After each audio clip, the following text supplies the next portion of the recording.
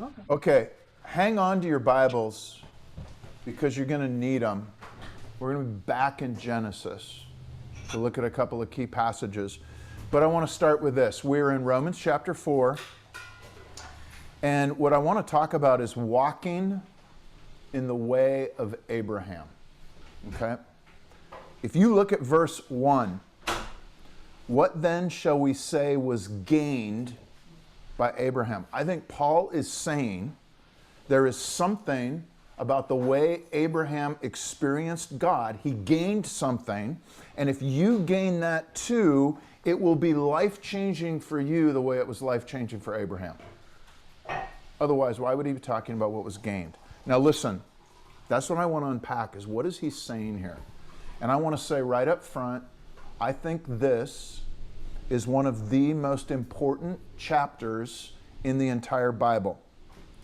So parents, or people that might someday be parents, okay, if you can see what's going on here in Romans chapter 4 and explain it to your kids in a way that they can understand, you will greatly increase their chances of understanding how Christianity is unique and different from every other religion on the planet.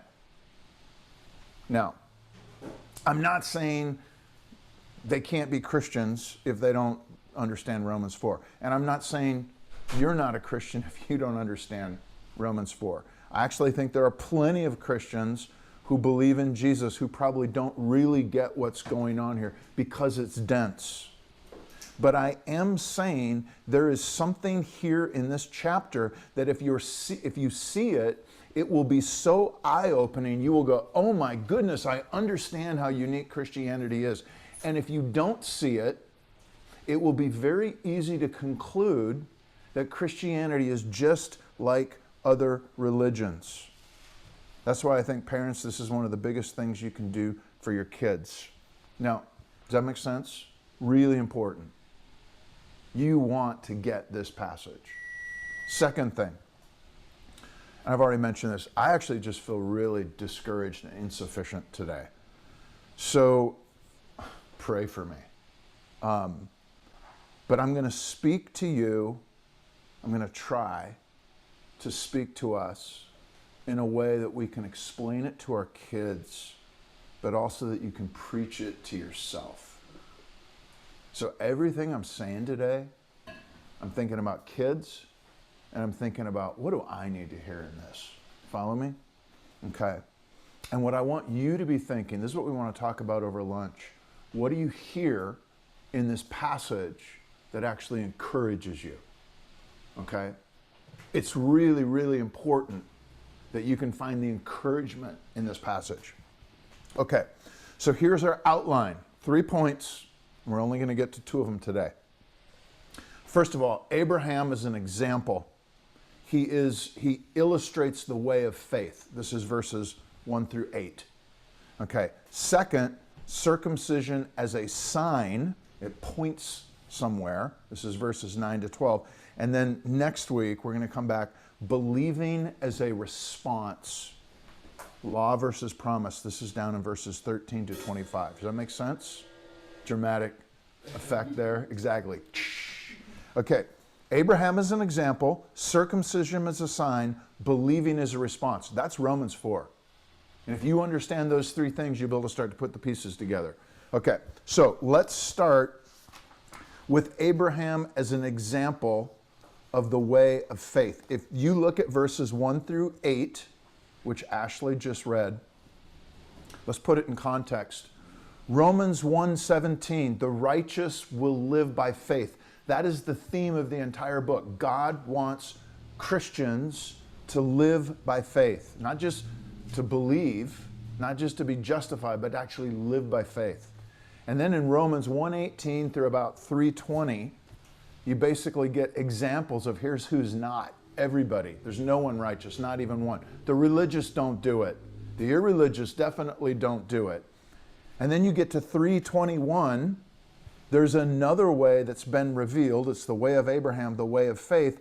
And now, as you jump to chapter 4, it's like, let me show you what that actually looks like. Abraham. He is the example that Paul, and I think Jesus, wants us to emulate, but how? And so before you say, what does Romans 4 show us? You've actually got to start and say, well, what's the story of Abraham? Okay? And if you have kids, this is why it's so important to be reading the scriptures with them. Okay? But I'm going to assume, let's say your kids haven't heard this story yet. Where would you go for the story of Abraham? There's 3 key passages, and we're going to look at all of them very quickly. Genesis 12, Genesis 15, Genesis 17. And there's something really significant about these 3 passages. The way they unfold and the timing of the passages is going to be significant for what Paul's saying in Romans chapter 4. He actually says the fact that it unfolds in 3 different phases is a really big deal. Okay? You can't just collapse them into one. So grab your Bibles, flip back to the very beginning, and Layla, you're going to get tested on this. So if you can understand it, we did okay. Actually, what I'm going to do is I'm going to test your parents. All right? Exactly. Yeah. Okay. So, Genesis chapter 12, and what I'm going to do is I'm just going to read this to you very quickly. Look at verses 1 through 6. This is when God first shows up to Abraham, and his name is still Abram.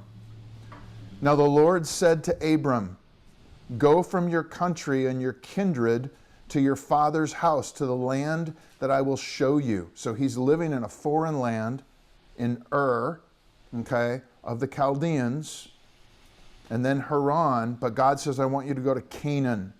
"And I will make of you a great nation, and I will bless you and make your name great, so that you will be a blessing. I will bless those who bless you, and him who dishonors you I will curse, and in you all the families of the earth shall be blessed." Verse 4, so Abraham went as the Lord told him, and Lot went with him. Abraham was 75 years old when he departed from Haran. Okay. What's the story? It's blessing. God shows up and says, I'm going to bless you, but also you're going to be a blessing. In you, all the nations of the earth shall be blessed. So Abraham goes, right? Abraham obeys. But you know what? The text does not put any significance on that obedience. I just want to show you there is an early point of obedience, and when Paul looks back to this, he doesn't point to that. He points to something else instead. In other words, that initial response of him going is not deemed particularly significant in the story. Now listen, so I want to bless you. You're going to be a blessing. How old is Abraham? 75, right? That's the first story. Those are the basic details. Second story, look over at Genesis chapter 15. So flip a page. And I'm going to read verses 1 through 6. And this is basically a continuation, but it's happening about 10 years later. He's 85 now. Okay, after these things, this is verse 1, the word of the Lord came to Abram in a vision. "Fear not, Abram, I'm your shield. Your reward shall be very great." But Abram said, "O Lord God, what will you give me? For I continue childless, and the heir of my house is Eliezer of Damascus."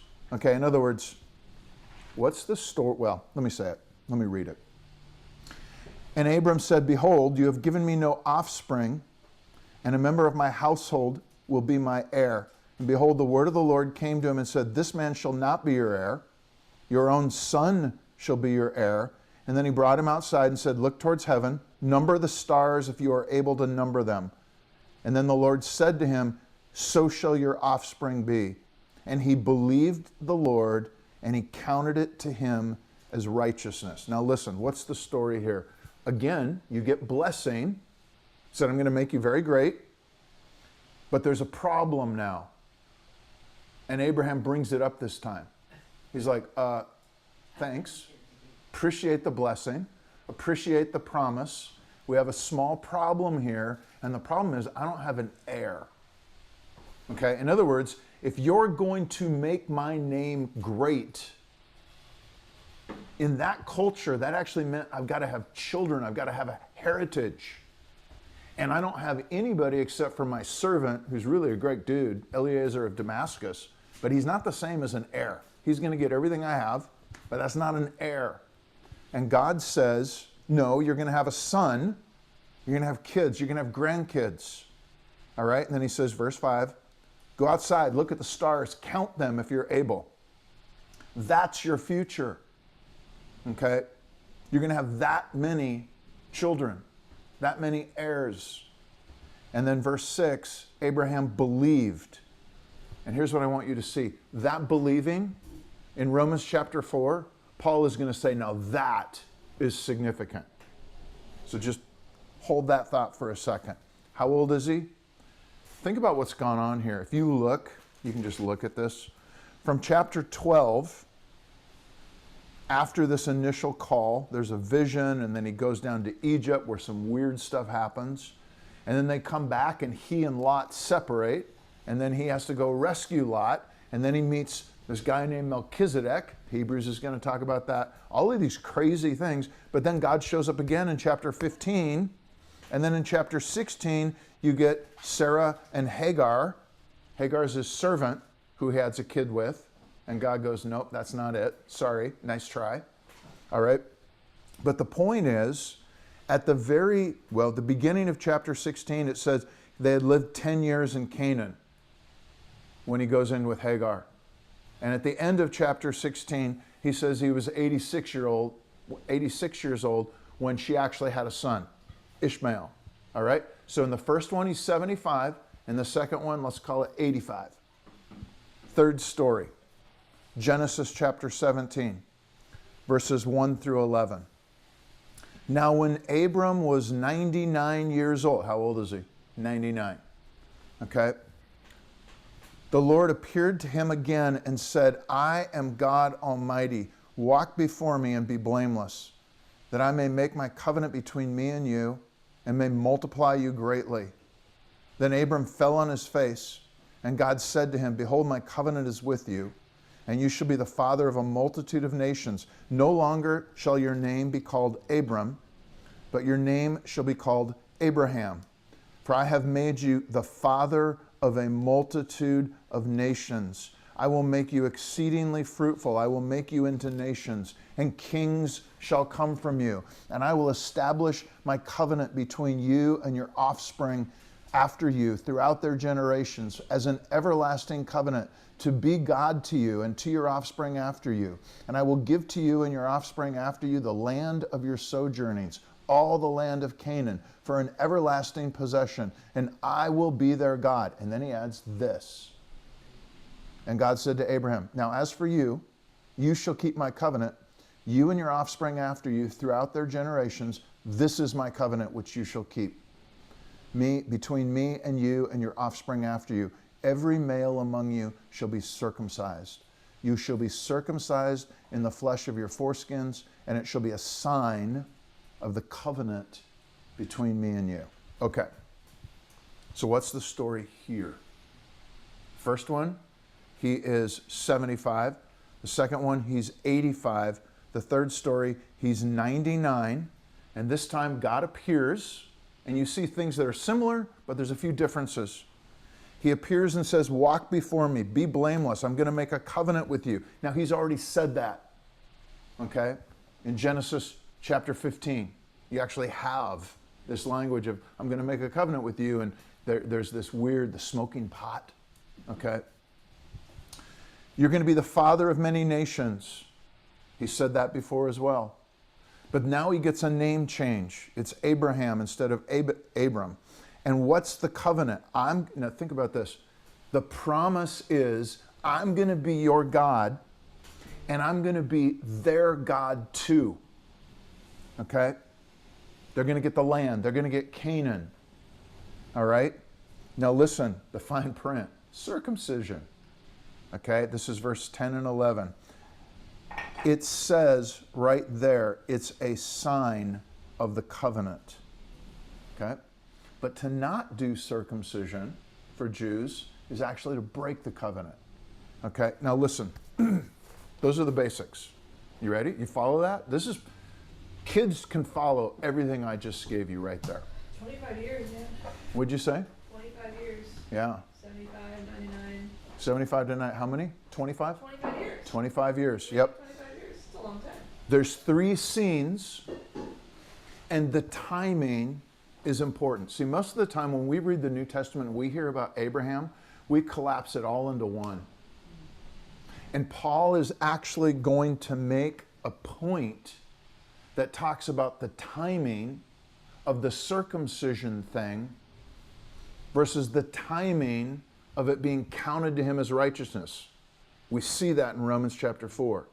And he's saying that timing is deeply significant. So if you collapse them into one thing, you're going to miss the timing and you're going to miss the point. All right? So now, flip back to Romans chapter 4. Okay, remember the question. What did Abraham gain? If you look at the first few verses, let me just read it for you again. What shall we say was gained by Abraham, our forefather according to the flesh? If Abraham was justified by works, he has something to boast about, but not before God. What does the scripture say? Abraham believed God and it was counted to him as righteousness. Now to the one who works, his wages are not counted as a gift, but as his due. And to the one who does not work, but who believes in him who justifies the ungodly, his faith is counted as righteousness, just as David also speaks of the blessing of the one to whom God counts righteousness apart from works. And then he quotes Psalm 33. Listen, do you hear the language? There's 2 sets of language in here. The first is, there is language of works, wages, and law. It's due. It's what you're owed. It's what you're earned. Okay? But then there's also language of gift, of grace, of being counted, considered, reckoned. Okay? That is the language of something that's been given and is meant to be received. Now listen. It is very easy to read the story of Abraham and to conclude that the reason he was blessed is because he obeyed. And many Jews would have taken it that way. And Paul actually says, no, I want you to go back and pay really close attention to the story. He was blessed. Yes, it was after he went, but it was before he obeyed with the circumcision thing. That circumcision thing is not like obedience that, oh, now that gets God's favor. It was reckoned to him, okay, because he believed. Yeah. To believe is, it actually is work to believe, but it's a very different kind of work. Like it's like a personal battle rather than doing something external. So it's an interesting, we talk about how belief is not, faith without works or not being justified by our works. But like there's a completely different kind of work because of believing. There's a completely different, listen, and faith works. Faith without deeds is dead, James is going to say. Paul is not in opposition to James here. But he's drawing a clear distinction between what I'm going to call a principle of obedience or works and a principle of believing. And the most important thing that I want us to see is how important believing is. In the first scenario, did you have a question? Yeah. No, I just want to comment that the first obedience I was hearing actually had to do with going to Canaan. Yeah. Right? Yeah. He goes. I'm just saying, to me, that was the first thing he was instructed to do, and he went. But what's interesting is Paul and Paul is intentionally, he's just glossing that. And he's saying, no, there's 2 really significant things in Abraham's life. One is circumcision, but what precedes that, what he's saying here in other words, I'm giving you the argument in Romans. He's saying what actually precedes that is believing. Okay? Now listen, in the first scenario, the circumcision scenario, the way of works scenario, if you think about it that way, the way many Jews would have thought about it, blessing follows performance. It follows obedience. In other words, if you obey, if you do what God says, you're going to get blessed. And that means blessing it's a wage. It's something that is due to you. You have earned it by doing the work. It's transactional. It's transactional. And that gives you, the obeyer, the performer, a reason to boast. It justifies your pride because you look at it and said, hey, I actually did the work. I did what God commanded. And in fact, if you think that way, then your obedience also makes you better than the disobedient. You look at the disobedient, you're like, they didn't do the work. And that justifies your condescension, that you're better than they are. And Paul is describing not just Judaism here, he is describing religion. This is the way every religion in the world works, basically. It's like, if you do enough good things, then God's going to bless you. You're going to get into heaven, okay? But you can't really know in advance because we got to get through your life to see whether you did enough good things to outweigh the bad things, all right?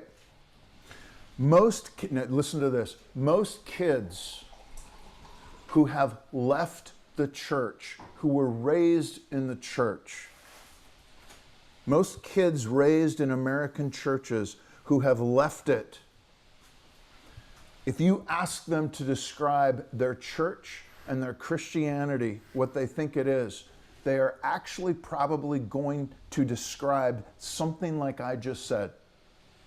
If you do these things, keep the rules, God will love you and bless you. If you don't do these things, don't keep the rules, God's not going to love you. In other words, they actually haven't understood what Christianity is really saying here. So what is Christianity really saying? This is the second scenario. It's the way of faith. In the way of faith, blessing follows believing. See what I'm saying? He says, blessing, I'm going to bless you. Abraham believes, and the blessings are poured out. Believing precedes obedience. And that means blessing is a gift. It's grace. It hasn't been earned. Paul is saying all of this in this passage. That gives you a reason to respond. It moves you. But you respond in a way that slays pride. You didn't deserve it. You respond in a way that has no room for condescension. You look at other people and you go, I am no better than they are. I didn't do anything either. But God made these promises and I'm believing and I'm going to receive them. Okay? Any obedience is going to be a sign of how God had mercy on you, a sinner. Oh my goodness. And it humbles you. You appreciate it. And what I'm saying is that this is the way, this is what Paul is saying. This is the way of true Christianity. It's not religion, but it's not irreligion. It's something, it's the way of grace, where identity is grounded in the forgiveness, the mercy, the sins not being counted. It's deeply humbling, but deeply affirming. And so parents, one of the most important things your kids can learn is not, you need to grow up and be a good person. It's not, you need to grow up and believe in God. Okay? It's, you need to believe God. Do you hear the difference there? Not believe in God. No, you need to believe what God says. Okay? That is the significant, that's the way of Abraham. He believed, God speaks, he believes. Paul is saying that's everything, and that actually precedes the circumcision works thing. Okay? Any questions?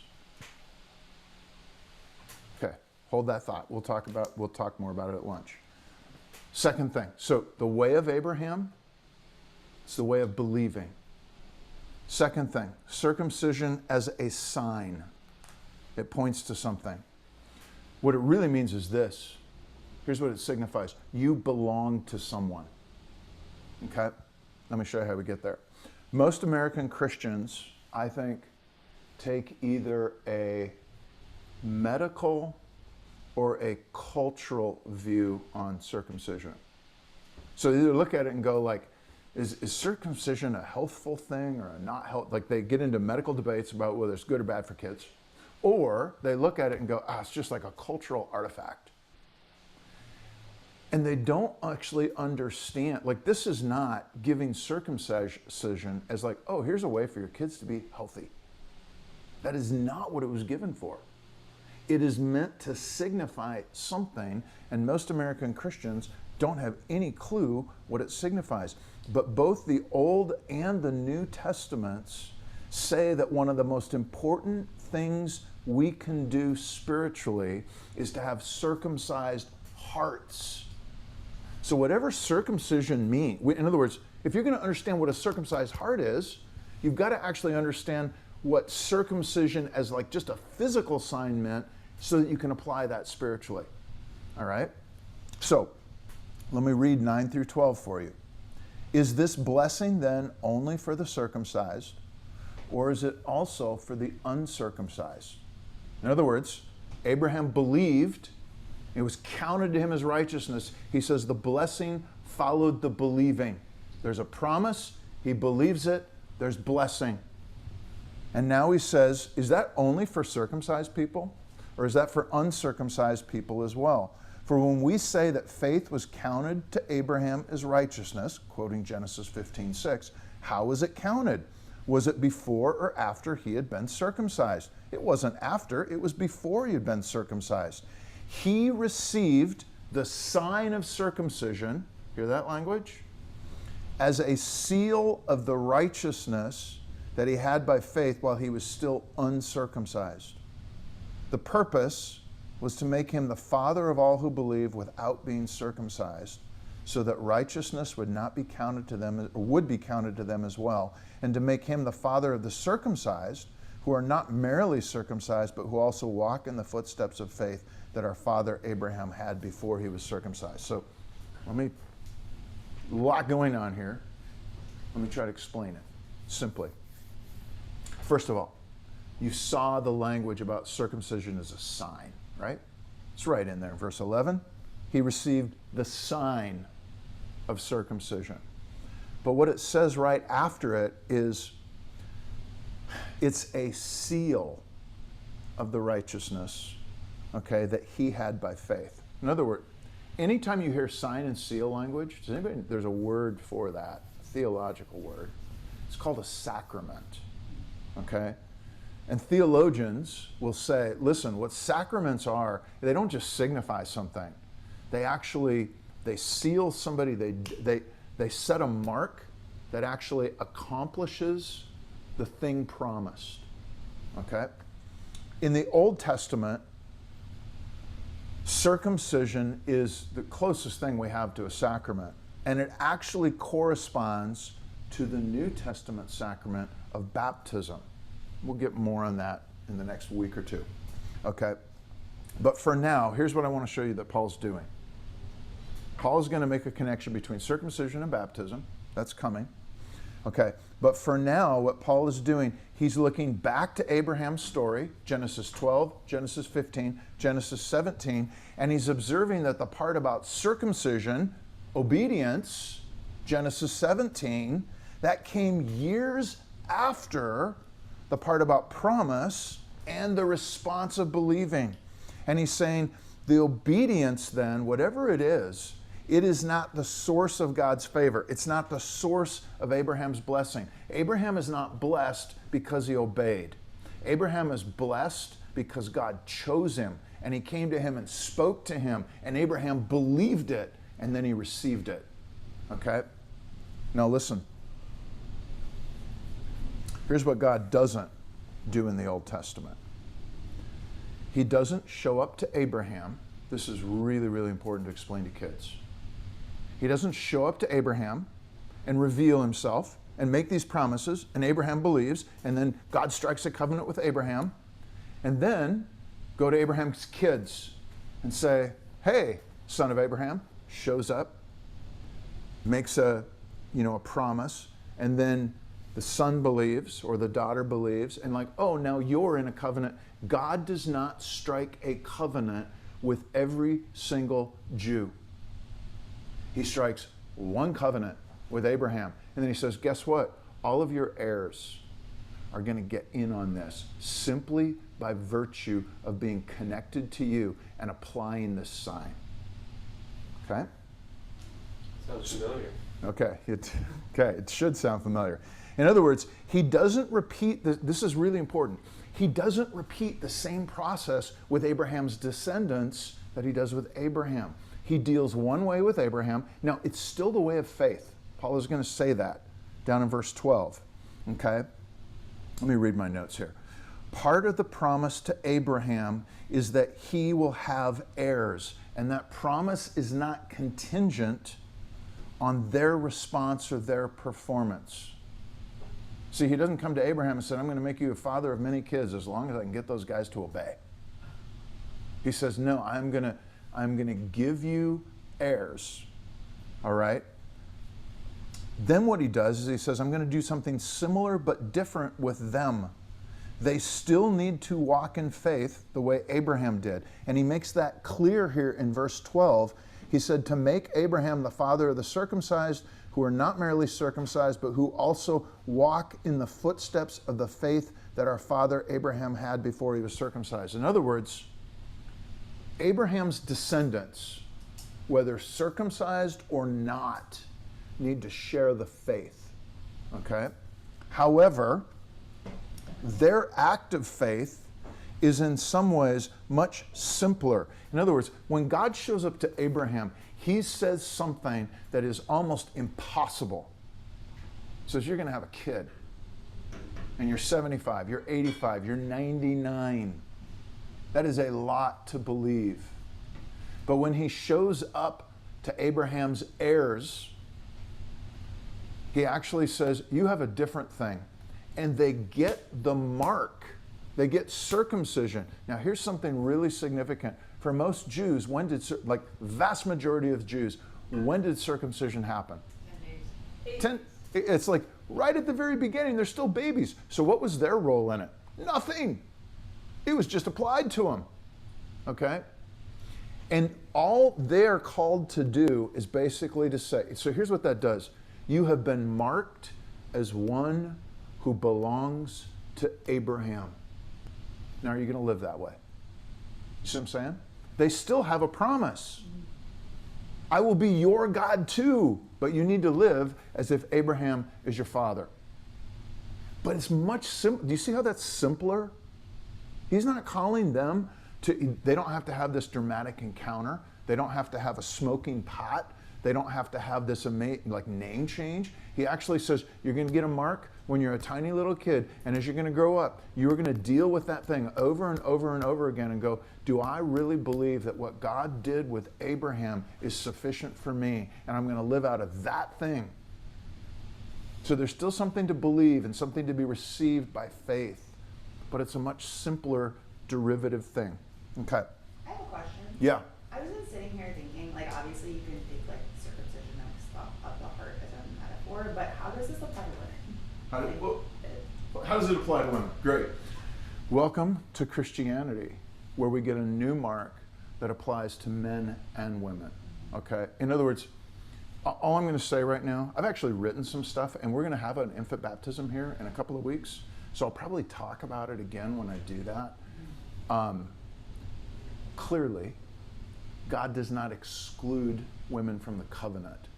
He does not say only men are Israelites, okay, in the Old Testament.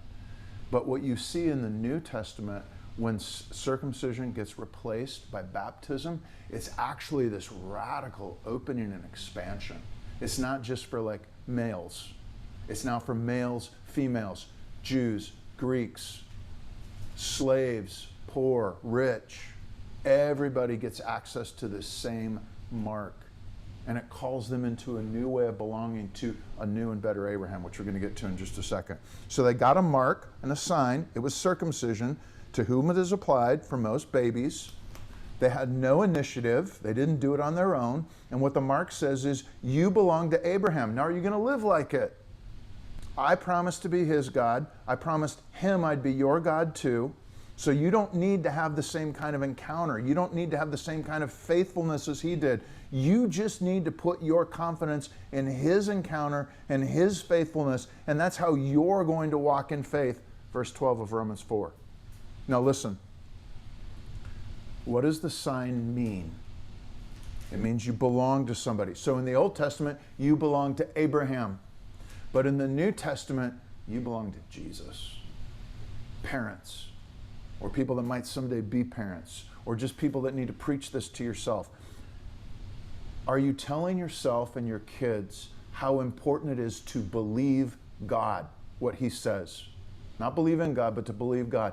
And are you telling them how important it is to get your sense of identity from the fact that you belong to God? You belong to Jesus. Okay? I'm making it very specific there. All right? Paul is going to say in 1 Corinthians, you're not your own. You were bought with a price. You belong to him. Who did the buying? Jesus. Okay? The question is, who are we teaching our kids they belong to? Many Americans, do you know who we teach our kids they belong to? Ourselves. You know why? Even if you say, oh, you belong to God, you know why you're really teaching them? Because you think you belong to yourself. In other words, if we're not living as if I belong to God, I belong to Jesus. That is one of the most important things our kids need to. So the two takeaways from this. First of all, what Paul is saying, the importance of believing what God says. Second, the importance of understanding who you belong to. You belong to Jesus. It's a new and better Abraham. Okay, what Paul is doing here is subtle. He is saying circumcision made Abraham a father for the Jews, and so they applied the sign. But he's saying there is a way of faith that can make Abraham a father even for people who didn't get circumcision. It's the way of faith, believing in God's promises. It's almost like when somebody believes God's promises, that faith in the promise of God, I think Paul is saying in this passage, is a deeper, better, older covenant. It's like the older magic in Narnia. All right? It's a deeper sacrament, older magic. And that too can, in other words, when you apply the sign of the covenant, circumcision in the Old Testament, baptism in the New Testament, that's a good thing. We should apply the sign. There are benefits that go with that. But what about people that didn't have the sign? And he's saying, if we have the faith, that still connects us with Abraham as a father. All right? And what Paul is getting, he's saying, you belong.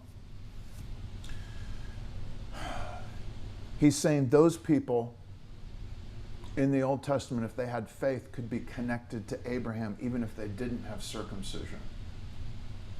And he's saying the same thing in the New Testament. He's saying that the faith precedes the sign. The faith connects us even more than the sign does. Even if you have the sign, you still need to have the faith. Let me say this. What's Paul's getting at? Christians have a new and better Abraham. It's Jesus. Christians have a new and better mark. It's baptism. Okay? It's for everyone, not just males. Christians are meant to live out of Jesus's faithfulness, not Abraham's anymore. Jesus didn't just encounter God in the wilderness the way Abraham did. Jesus lived with the Father in heaven from eternity. He was the source of all creation, and he actually came and entered this wilderness, all right, in order that he might make the Father known. Jesus didn't just come and get physically circumcised. He was circumcised by the cross. He was circumcised by death. He was cut off. Can you be baptized with the baptism that I'm baptized with? All right? So that his children don't have to be cut off that way. They don't have to have that ultimate baptism or that ultimate circumcision. Listen, here's the takeaway. Number one, Are you teaching your kids how important it is to believe God and respond? Number 2, what is so important to teach your kids is you're a child of Jesus. You belong to Him. And what is so important to preach to ourselves? The exact same thing. You're a child of Jesus. You belong to Him, not to yourself. If you belong to Jesus, that means you can trust Him. Okay, so here's the 2 things that we've talked about so far. Here's the 3rd thing that we're going to do next week. I'm glad I didn't try to do it today. There's an example. Abraham's an example as the way of faith. Circumcision is a sign. It points somewhere. Okay, for us, baptism is the better version of circumcision that points to Jesus instead of Abraham. Believing is the response that he's after. And that's what we're going to see in verses 13 through 25, and we'll pick that up next week. What does it mean to really believe? Malachi, what do you want to ask? Can I get a quick clarification? You're Yep. saying with Israel's covenant, because of Abraham's faith, you're saying Israel doesn't need the same encounter? No. I'm not saying that. What I'm saying Paul is saying is Paul is looking at the distinction, the timing, and he's going, Abraham was declared righteous because of his faith. Some of his people, some of his heirs got circumcision as a sign, but that came later. And that means there's other heirs. There are other ways to be an heir of Abraham, even if you don't have circumcision, simply by having the same faith. That's what he's saying in verses 9 through 12 here, if you read through that logical argument. And that, like, we aren't required to believe something as in like the rest of the Israelites weren't required to have God come say you're going to have a kid when you're 99 years old and believe that. All you have to believe is that God made this covenant with Abraham and I'm part of it. Yeah, so the Jews, I don't have to be crucified. what- I just have to believe the that. Jews actually had this, he's going to say circumcision was a great benefit and a great help. They had this simple thing that they had been marked with, that they could look back at their family stories and go, this happened to Grandpa A, okay, or great Grandpa Abraham, or to my father's father's father's father. They can look back and they know these stories and they're like, I'm going to choose to believe that. Whereas somebody outside of it would have to have a different, deeper encounter to somehow, discover or connect with God. Yeah. But what he's saying, and so again, there's value in the New Testament sacrament of baptism. But the point is, in both of those scenarios, the believers, the followers, what we actually need to do is we need to put our faith in the person and in their encounter, Abraham, Jesus, not in our own encounter. Okay. Remember the question we want to discuss over lunch. What in this encourages you? And you can also ask what confuses you. And Layla will give the answers in that house, right? Yeah, I love the look of terror on her face. What? Okay, Layla, you're going to answer everybody's question because I know you were paying attention. Noah, you're going to grade her. No. Yep. Excellent. Shoot me the text afterwards, and we'll let you know whether you're kicked out of the church or not. Okay. That's humor. Everybody. Torture Exactly. teacher not to be gullible. Yeah, exactly. Work to get rid of Layla's gullible. Okay. Let's do this. Let's come to the Lord's Supper, and then what we're going to do is we'll have lunch together, and we'll discuss over lunch. All right? And we'll do that individually. Okay.